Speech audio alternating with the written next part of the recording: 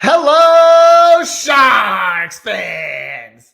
My name is Jacob Boyd, and I'll be presenting to you guys today the San Jose Sharks versus the Carolina Hurricanes game preview. A quick injury note before getting into the game preview is that Marc-Edouard Vlasic did sustain an injury in the game the other night where he had a minor, I want to say, lower body injury. But good news is that he is skating in today's warm-up. But Coach Quinn did mention that he's going to be holding Vlasic out of tonight's game. That will mean Henry Thrun, who is skating with the full team at today's morning skate, will be in the starting lineup as of tonight. Getting right into this one, it is the Sharks versus Canes. The Sharks are coming in with a record of 0-1-1, and the Canes are 2-1 on this young season.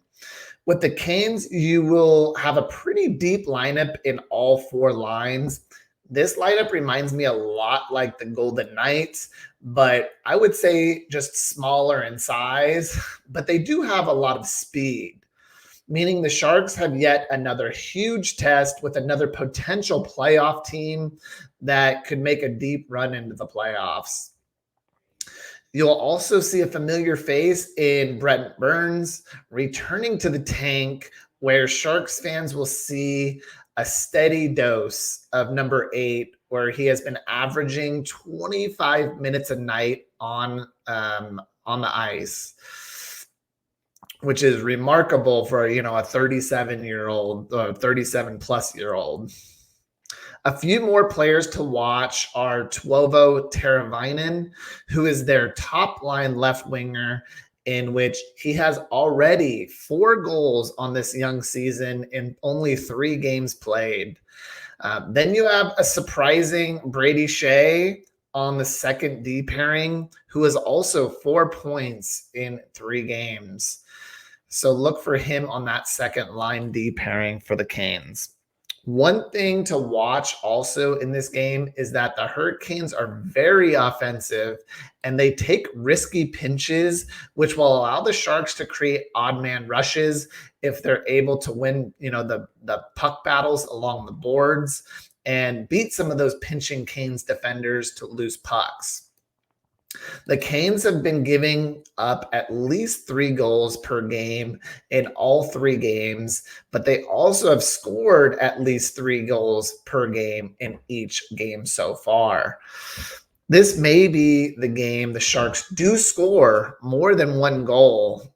So that's going to be music to the Sharks' ears, or to Sharks fans' ears, I should say. But getting right into the Sharks lineup tonight, you have Zadina. Go ahead and bring that up for you guys. You have, sorry about that. Here we go. You have Zadina, Hertl, and Duclair as line number 1. You have Eklund, Bordeleau, Hoffman, line 2. Line 3, you have Barabana, Peterson, and Cunnin. And line 4, you have Zetterlund, Sturm, Smith, / LeBanc. We don't know. And then Ferraro, Burrows, Benning, Ruta, Thrun, Benning on your D pairings. Now, the only difference we have in the lines tonight will be Henry Thrun change in for the injured Marc-Edouard Vlasic. I wonder if we see LeBanc in for Giovanni Smith as well. I'm not sure if Coach Quinn wants to change this line just yet, as I still think they did a very good job against the Avs last night. So that's 2 straight games that fourth line has produced very well in terms of hustle. A few looks into Coach Quinn's usage on the lines and players themselves. The top line is getting around 20 minutes per night, but Hertl has been the leader on ice time, on average ice time of 21 minutes per night, followed up by Filip Zadina's 20 minutes per night. It is still interesting to me that, Luke Cunnin is around 18 minutes per game, and getting more than Anthony Duclair, William Eklund, and Barabanov. I understand these players, are not having the best of games as of yet, but it seems interesting to me that, Coach Quinn is playing Cunnin more than those players. But I think Coach Quinn likes Cunning's defensive responsibilities and on that defensive end. So you have seen him more so in those late game situations where he's getting that extra, ice time. Either way, what I wanted to point out on this ice time of Coach Quinn's is that he is rolling 4 lines to start the season. Even the 4th line is getting over 10 minutes per game. Generally, you see, 4th line, minutes as 5 to 9 minutes per game. But you can see Quinny, he's noticing that the 4th line is playing relatively well with that Smith, Zetterlund, and Sturm line. And they're providing the Sharks team with good energy and good offensive zone time that, even some other lines, the other top 3 lines are not providing. So I believe that Coach Quinn is just riding kind of that, energy line. Now, getting into what to look for line by line matchups with the Canes versus Sharks, the Zadina, Hertl, and Duclair line needs to put up some points in this one, as this could be a high-scoring game tonight. Sharks fans need to see this line produce to get a win. If not, chalk it up for another loss, Sharks fans, because the Canes will score goals. So next you have William Eklund, Thomas Bordeleau, and Mike Hoffman. It was really nice to see Bordeleau get his first NHL goal, and you hope to see more from him. From more of his other line mates in tonight's game. I felt that Hoffman hasn't even touched the puck this season. That's what it feels like, at least. And because he's been so quiet, but I feel that Hoffman, not being in those 2 games in terms of seeing him much with the puck, I think you might see him get some more opportunities in tonight's game, and you'll understand why we picked this guy up to score goals. I think he does get on the score sheet tonight, so watch out for him. Also, watch out for Alexander Barabanov. This line, because Peterson and Cunnin, with Peterson and Cunnin, I think Barabanov gets on the score sheet also tonight. I think that he's overdue and he hasn't played well. And I think that he needs to come out and really play well tonight for Coach Quinn and to get his confidence and get, more minutes, because he's only been really getting about 15 minutes per game, which is, down from 18 minutes per game last season. Most notably, the best line the Sharks have had in the 2 games this season in terms of hustle. I'm looking at the 4th line in Smith, Sturm, and Zetterlund. I'm hoping Zetterlund can find the back of the net tonight, because I think he's been one of the better Sharks in the past 2 games. So you could tell he's just really fighting every night to keep his spot in the lineup. And it's really nice to see that passion that we didn't get from him last year. I really felt that he had a really good start to the Devils season last year before he was traded to the Sharks. He had around 6 goals and 17 assists for the Devils. And then when he came to the Sharks, really had nothing in terms of point production. And I really think that the Sharks went out and actually added him to this trade because he is a younger player and he has that chance to be a 3rd line player in my estimation. It's just that he hadn't shown that ability at the end of last year to really, give Sharks fans the necessary hope for him in this coming season. But this player really does show hustle. He has a great shot, Sharks fans.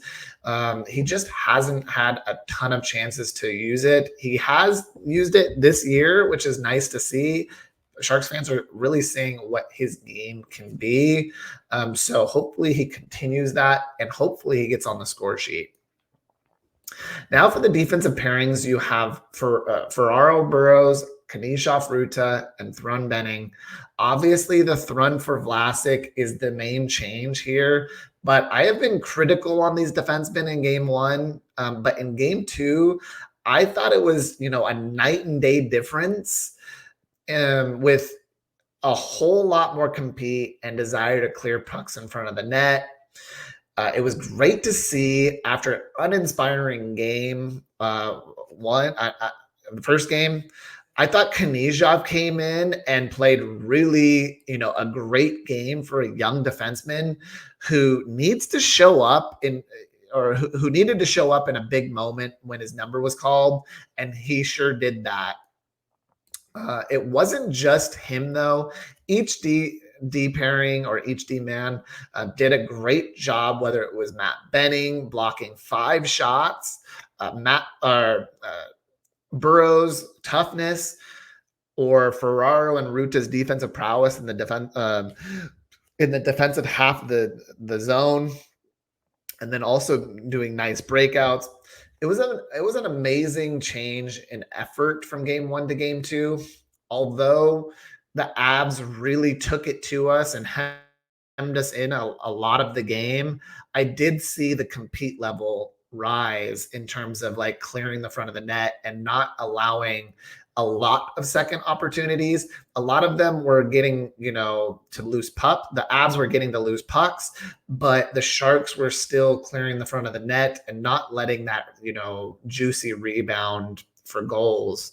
So that was good to see. And if they did leave up a rebound, Mackenzie Blackwood was there to, save it, which was great to see.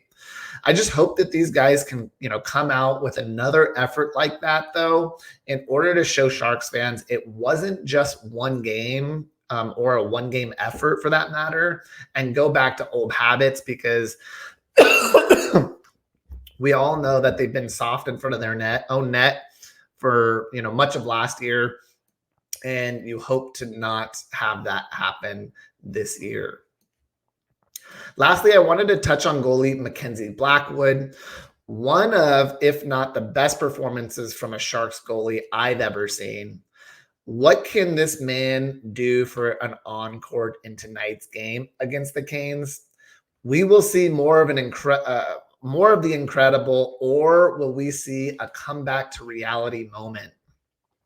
I don't think any Sharks fans can imagine another performance like that, but it would be nice to see another good performance from this man to solidify, that goalie of the future for the San Jose Sharks. Blackwood gives the Sharks, a tall 6'4", 225-pound goalie that was drafted to be a number 1 goalie up for the New Jersey Devils. Back in, I think, 2015. But he's just had many injuries to start his young career. If it weren't for, injuries, people would be talking about this guy as, a future star goalie of the New Jersey Devils, I think. But, he's been injured and he gets traded to the Sharks, and this could be his coming out party because he is fully healthy. Sharks fans, this is Blackwood's first season being healthy, like I'm saying, but he did not look good in training camp, and he did look shaky in his couple preseason starts. Hints that he didn't get the opening night start like Kaapo Kähkönen did, but boy, did he have the best night of his life in goal for his first start as a Shark. For him, that has to be a huge confidence boost, and we'll hope to see that in many more games in teal. For the Sharks to win tonight, they need to stay out of the penalty box because the Hurricanes have been deadly on the power play this season, already scoring 3 goals this season on that unit. So another is to try and get, the first goal like we did last game. It does seem to me that the Sharks do play better while having the lead. Yet, I one of my keys to success for tonight's game is not giving up any last minute goals. So in the last 2 minutes of each period, I'm hoping that the Sharks do not give up any goals, because it seems like that has been, the Sharks' downfall the past 2 years. But either way, if the Sharks do these things I mentioned above, I believe they can beat the potential playoff team in the Hurricanes. If not, it's just another loss that the Sharks will have. But yeah, that's it for me, Sharks fans, on this Sharks versus Canes game preview. If you like this content, please think about dropping a like on the page. Thanks for stopping by, Sharks fans. Peace.